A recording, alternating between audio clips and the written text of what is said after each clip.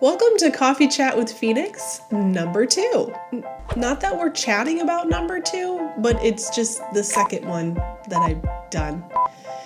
First up on the docket today, I have COVID. So this week has been completely atypical of a typical teaching week. I found out I had COVID on Sunday. I was supposed to teach on Monday and I canceled those lessons altogether. Actually, I rescheduled them to a day that was supposed to be a vacation day that's now going to be a makeup day. And I basically spent that day in bed.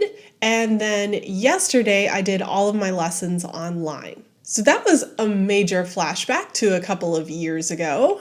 I can't believe that I did nothing but online lessons for over a year. That's crazy. But anyway, that went all just fine. And today my lessons are supposed to be, well, some of them are private lessons, but many of them are partner or group lessons. And so I'm honestly not sure if I want to try to do all of that online or if I want to reschedule that to a different day. And I really need to decide very soon. So what do you do in these situations, whether it be weather related or illness or COVID? Do you reschedule? Do you give credits? Do you go online? How do you handle it? So anyways, just showing up today with my stuffy nose and my unwashed hair, and here we are just chatting in COVID quarantine. In the glass today, we have an iced coffee. This is a very smooth cold brew that I did not make myself, and a slightly sweetened creamer, half and half, and almond milk. That's what we're going with. There's not a lot of sugar in it, but honestly, I'm all stuffed up and I can't taste anything anyways, so, it does the trick for today.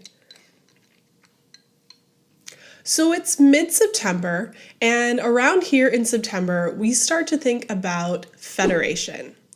I am very curious to hear from people in other parts of the US if federation is a thing in your studio, in your region, in your state. So federation, for those who haven't heard of it, is short for the National Federation of Music Clubs, which is an organization that puts on an annual festival. Actually, there are state organizations under that. So my state is Wisconsin. So we have the Wisconsin Federation of Music Clubs that puts on these regional festivals. And it's basically like you pay, well, you do pay. But what I meant to say is you play 2 songs memorized for a judge, one off a list, one with a certain set of requirements, and the judge gives you a score. You add up points towards a trophy, and then you can go on to the state level and beyond, and eventually you can get scholarships for it. So I know there are like some other similar audition type music festivals, but the one that I do personally is the Federation Festival. So September is spent with my handy rule book, very close by. And yes, this is the rule book for Federation, but it's also all the lists of the songs.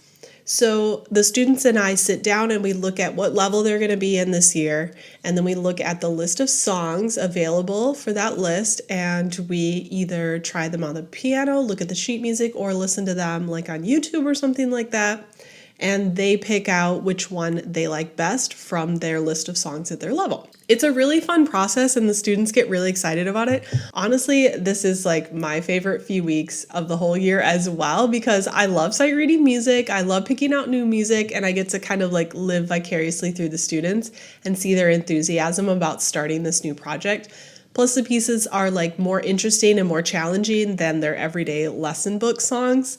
And so the whole process is just very exciting. So for the most part, what we're picking out is like these single sheets, things like this, although some of the songs are also in the books. And for the most part, the selections are really cool. They're really fun. A lot of them are jazzy. Some of them have a classical flavor to them, but they're all by American composers, and they're all like pretty recently composed until you get to the later levels. And then there is some like actual classical music on there. But yeah, around here, our whole world is just kind of consumed with like federation. The festival itself for my region is not until January, but we start picking out music and we start working on it in September. At the end of September, we pick our second piece. And my hope is that they have them completely learned and memorized by the end of the year. And with Christmas break and everything, kind of breaking up the schedule in November and December, and then January, the festival's here. We really like to get a lot of the work done in September and October. That is Federation. So let me know, have you heard of Federation before? Is it a thing in your region, your city, your state? And if you look it up and it looks interesting to you and you want to hear more about like what it takes to be involved in that, I would love to make more content about that because it is a really big part of my studio for my students. The other part of September that has been quite the big deal around here is switching schedules. So I basically had to change my weekly schedule because my daughter's schedule changed.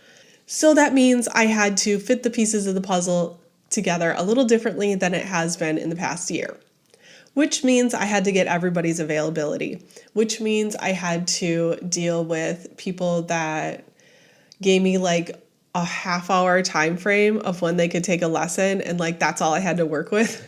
And then emailing back and forth and be like, okay, is there any other day or time you can do? And then people say they can do something, and then I schedule them, and I think I have it all figured out. And then the next day, I get an email from them saying, oh, actually, we can't do that day. We're going to need to do this day. And like this year in particular has been such a nightmare. I can't even describe it. I can't blame it all on the parents' fault, though, because like I'm trying to figure out my schedule too. And I know how it is when you have kids. Like, it's crazy. These people with multiple kids, multiple events, activities, after school, sports, everything. I don't know how they do it. I only have one kid, and it's enough to try to figure out how to get her from point A to point B to point C every single day. But anyways, I figured it all out and I got a great schedule into the calendar. I entered it all into my music staff, which I've got some videos up lately about how brilliant my music staff is for organizing your studio, scheduling, invoicing, all that. I swear I'm not like sponsored by them. I always sound like a commercial when I talk about them. And then 2 weeks into the schedule, mind you, one of my students said that they couldn't do the time or day that they said they could do. So I'm a little worried about how that's going to work out. But you know what? This is my week to just be sick and have a foggy brain. So I'm not going to think about it this week. We'll deal with that next week. Anyways, hoping you have a lovely schedule that all fit together and fits your lifestyle. Yay, back to school. Oh, and speaking of back to school, so I've mentioned before that I sell piano teacher resources on teacherspayteachers.com. Or TPT, and I recently reached a milestone on TPT that I was pretty excited about. I've now made in profit over $100 on TPT. Okay, I know that's not a big deal. It's just $100. But considering most of the products are like $2, $3, $4, $5, reaching $100 in profit is pretty exciting to me. So that just happened a few weeks ago and I feel very excited about that. Currently, I'm working on creating some seasonal resources to sell on Teachers Pay Teachers. So I just put up a bunch of Halloween stuff last week, and now I'm getting all the Thanksgiving stuff together. I know it's a little early for that, but you want to have it up there so that people who are lesson planning for that holiday or that month can find your resource ahead of time. But yeah, I was very excited about that. And this channel is growing little by little. Every time I check my YouTube dashboard, I have like one new subscriber, so that is very exciting.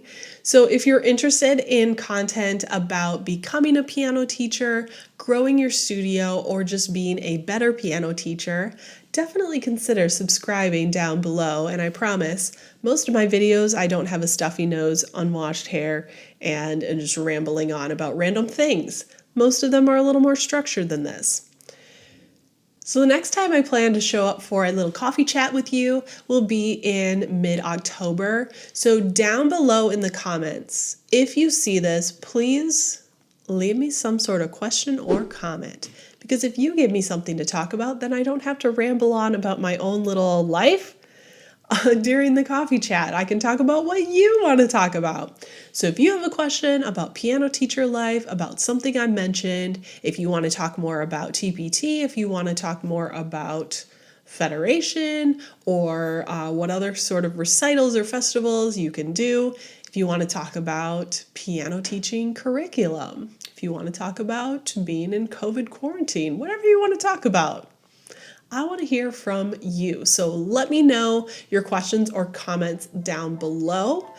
Thank you so much for chatting with me today. And I hope you are enjoying a lovely beverage, perhaps fall inspired. I'm not going to say PSL. Okay, I just said it. And I hope you have a wonderful day, wonderful week, and I hope your back to school season is going swimmingly. Okay, until next time, see ya.